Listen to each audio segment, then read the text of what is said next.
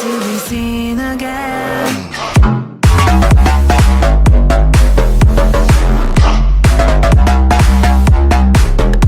Steve Jobs co-founded Apple Computers with Steve Wozniak. Under Jobs' guidance, the company pioneered a series of revolutionary technologies, including the iPhone and iPad. Early life. Stephen Paul Jobs was born on February 24, 1955, in San Francisco, California, to Joanne Skibble, later Joanne Simpson, and Abdul Fattah John Jandali, two University of Wisconsin graduate students who gave their unnamed son up for adoption. His father, Jandali, was a Syrian political science professor, and his mother, Skibble, worked as a speech therapist. Shortly after Steve was placed for adoption, his biological parents married and had another child, Mona Simpson. It was not until Jobs was 27 that he was able to uncover information on his biological parents. The infant was adopted by Clara and Paul Jobs and named Stephen Paul Jobs. Clara worked as an accountant and Paul was a Coast Guard veteran and machinist. The family lived in Mountain View, California, within the area that would later become known as Silicon Valley. As a boy, Jobs and his father worked on electronics in the family garage. Paul showed his son how to take apart and reconstruct electronics, a hobby that instilled confidence, tenacity and mechanical prowess in young Jobs. While Jobs was always an intelligent and innovative thinker, his youth was riddled with frustrations over formal schooling. Jobs was a prankster in elementary school due to boredom, and his fourth-grade teacher needed to bribe him to study. Jobs tested so well, however, that administrators wanted to skip him ahead to high school, a proposal that his parents declined. A few years later, while Jobs was enrolled at Homestead High School, he was introduced to his future partner Steve Wozniak, who was attending the University of California, Berkeley. In a 2007 interview with PC World, Wozniak spoke about why he and Jobs clicked so well. "We both loved electronics and the way we used to hook up digital chips," Wozniak said. Very few people, especially back then, had any idea what chips were, how they worked and what they could do. I had designed many computers, so I was way ahead of him in electronics and computer design, but we still had common interests. We both had pretty much sort of an independent attitude about things in the world. Apple Computer. After high school, Jobs enrolled at Reed College in Portland, Oregon. Lacking direction, he dropped out of college after 6 months and spent the next 18 months dropping in on creative classes at the school. Jobs later recounted how one course in calligraphy developed his love of typography. In 1974, Jobs took a position as a video game designer with Atari. Several months later he left the company to find spiritual enlightenment in India, traveling further and experimenting with psychedelic drugs. In 1976, when Jobs was just 21, he and Wozniak started Apple Computer. The duo started in the Jobs family garage, funding their entrepreneurial venture by Jobs selling his Volkswagen bus and Wozniak selling his beloved scientific calculator.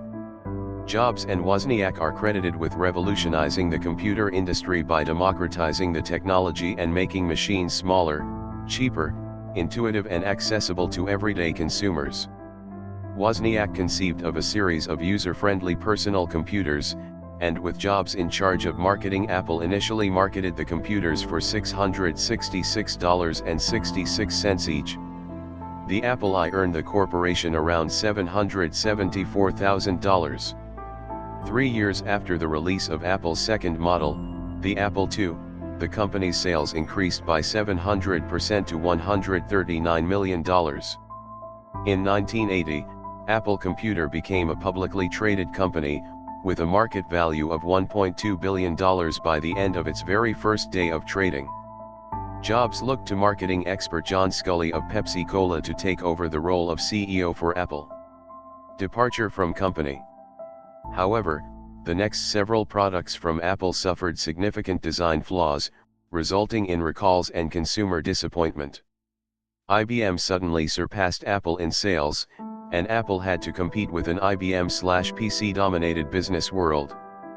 In 1984, Apple released the Macintosh, marketing the computer as a piece of a counterculture lifestyle, romantic, youthful, creative.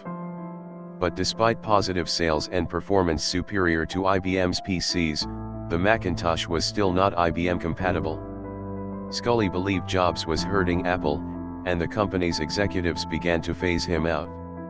Not actually having had an official title with the company he co-founded, Jobs was pushed into a more marginalized position and thus left Apple in 1985 to begin a new hardware and software enterprise called Next, Incorporated. The following year Jobs purchased an animation company from George Lucas, which later became Pixar Animation Studios. Believing in Pixar's potential, Jobs initially invested $50 million of his own money in the company. The studio went on to produce wildly popular movies such as Toy Story, Finding Nemo and The Incredibles. Pixar's films have collectively netted $4 billion. The studio merged with Walt Disney in 2006, making Steve Jobs Disney's largest shareholder. Reinventing Apple. Despite Pixar's success, Next, Inc. floundered in its attempts to sell its specialized operating system to mainstream America.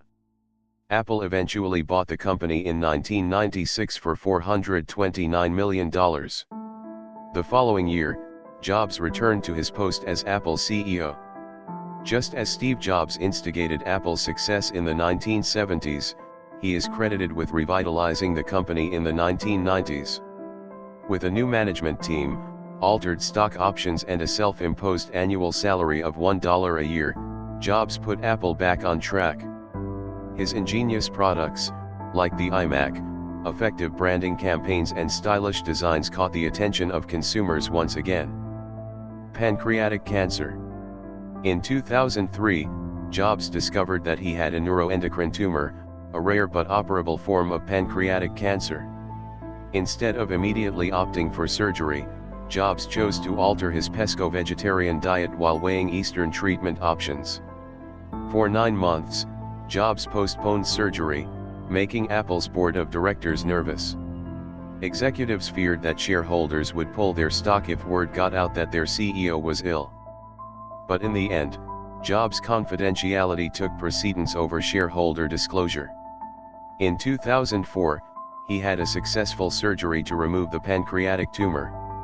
True to form, in subsequent years Jobs disclosed little about his health. Later innovations.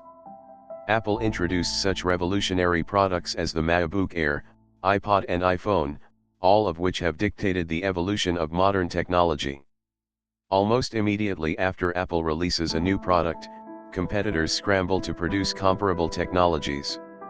Apple's quarterly reports improved significantly in 2007, stocks were worth $199.99 a share, a record-breaking number at that time, and the company boasted a staggering $1.58 billion profit, an $18 billion surplus in the bank and zero debt.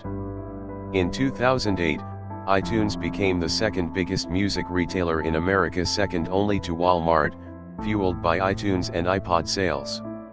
Apple has also been ranked number 1 on Fortune magazine's list of America's most admired companies, as well as number 1 among Fortune 500 companies for returns to shareholders.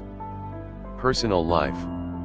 Early in 2009, reports circulated about Jobs' weight loss, some predicting his health issues had returned, which included a liver transplant. Jobs had responded to these concerns by stating he was dealing with a hormone imbalance. After nearly a year out of the spotlight, Steve Jobs delivered a keynote address at an invite-only Apple event September 9, 2009. In respect to his personal life, Steve Jobs remained a private man who rarely disclosed information about his family.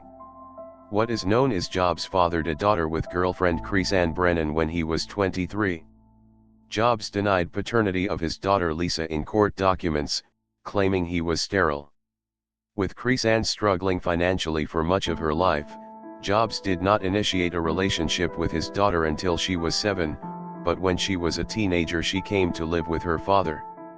In the early 1990s, Jobs met Laurene Powell at Stanford Business School, where Powell was an MBA student.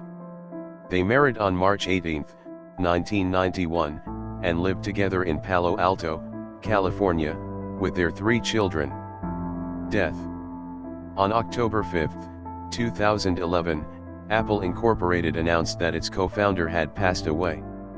After battling pancreatic cancer for nearly a decade, Steve Jobs died in Palo Alto. He was 56 years old. Subscribe for more videos.